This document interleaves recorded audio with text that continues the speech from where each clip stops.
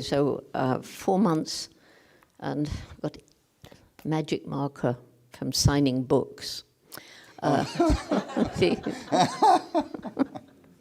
So David Greybeard began to lose his fear before the others, and he was extremely handsome, and he was gentle, and he was not the top-ranking male, but he was a leader because he was always reassuring the subordinates, and they followed him.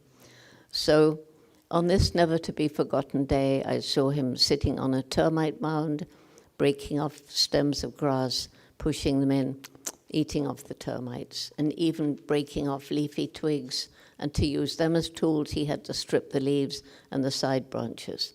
So David Greybeard was using and making tools. At that time, scientists, in their great arrogance, thought that humans, and only humans, used and made tools. In fact, we were labeled man the tool maker. And so when I sent Louis Leakey this information, he was so excited.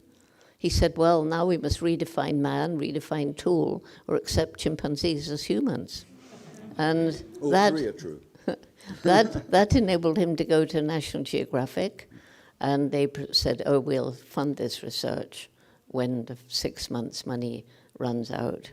So there's David Greybeard. Eventually, after about 7 months, he let me follow him. And on this day, I'm following him, and he goes through a tangle of vegetation, and I get caught up with my hair, my clothes, you know. So I've lost him. Well, I'll find him another day.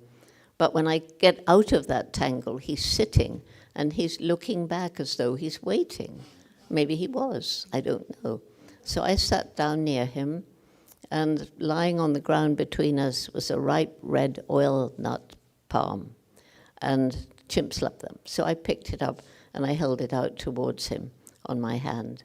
And you can be him now. So he turned it, no, so he turned his head away. Okay. Right. So I put my hand closer. He turned, he looked directly into my eyes. He reached out, he took and dropped the nut with one movement. Literally took it.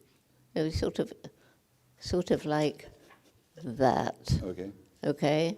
And then with the same movement, he very gently squeezed my fingers, which is how chimpanzees reassure each other. So in that moment, we communicated with the kind of communication which must have preceded human language.